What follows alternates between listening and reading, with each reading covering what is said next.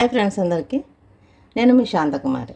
మీ అందరికీ ఈరోజు ఒక మంచి స్ట్రెంగ్తీ ఫుడ్ అంటే ఇది చాలామందికి తెలిసే ఉంటుంది. కాకపోతే తెలియని వాళ్ళ కోసం అయితే నేను ఖచ్చితంగా ఒక గ్లాస్ రైస్ తీసుకోండి. ఏ గ్లాస్తో రైస్ తీసుకుంటామో అదే గ్లాస్తో హాఫ్ గ్లాసు పెసరపప్పు రెండింటిని కలిపి కడగాలి. శుభ్రంగా కడిగిన ఈ రైస్ పెసరపప్పులో 3.5 గ్లాస్ వాటర్ యాడ్ చేయాలండి. 1 2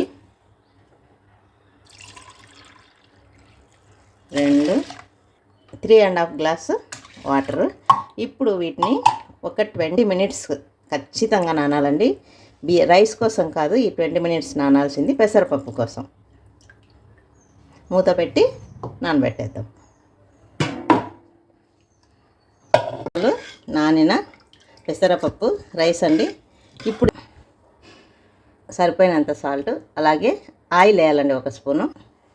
1 స్పూన్ ఆయిల్ వేసిన స్పూన్ ఇలా కలపండి.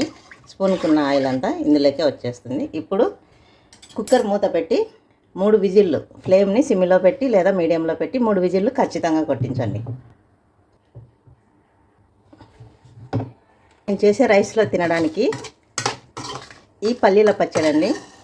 టమాటా, పచ్చిమిర్చి, ఆనియను, ఎండుమిరపకాయలు.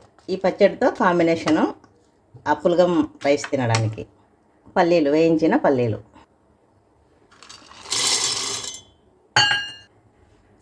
సరిపోయినంత సాల్ట్ వేసి ముందుగా ఈ రెండింటిని మిక్సీ పట్టుకోవాలి.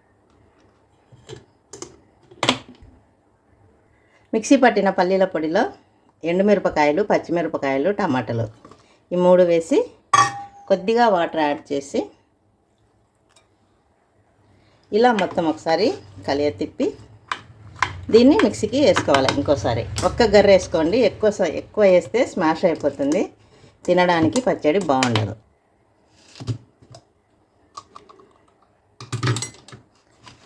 మిక్సీ అయిన పల్లి పచ్చడి చూడండి, మరీ ఫైన్గా కాకుండా ఇలా ఉండాలి పచ్చడి. ఇది మనం రోట్లో దంచినట్టు చాలా చక్కగానే ఉంటుంది. ఇట్లా తయారు చేసుకోవాలి.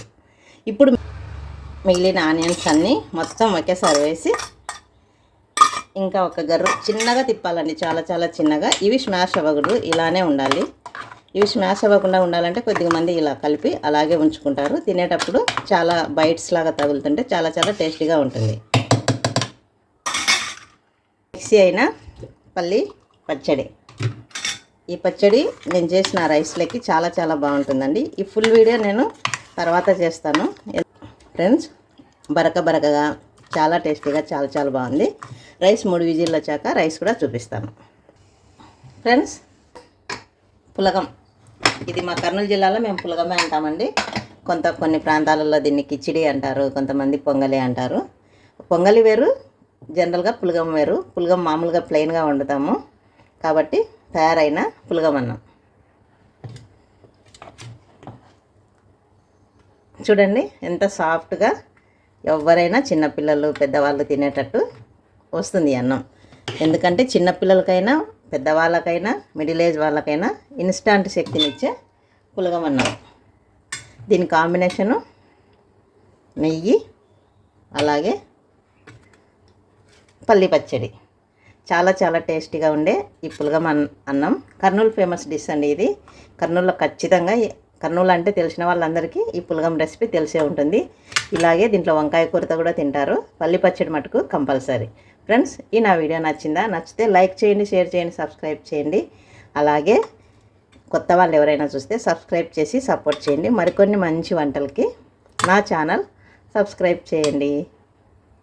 చూడండి ఎంత చక్కగా ఉందో, ముట్టుకుంటే కూడా ఇట్లా ఫ్లవర్స్ లాగా మెత్తగా సాఫ్ట్గా ఉంది. Thank you for watching.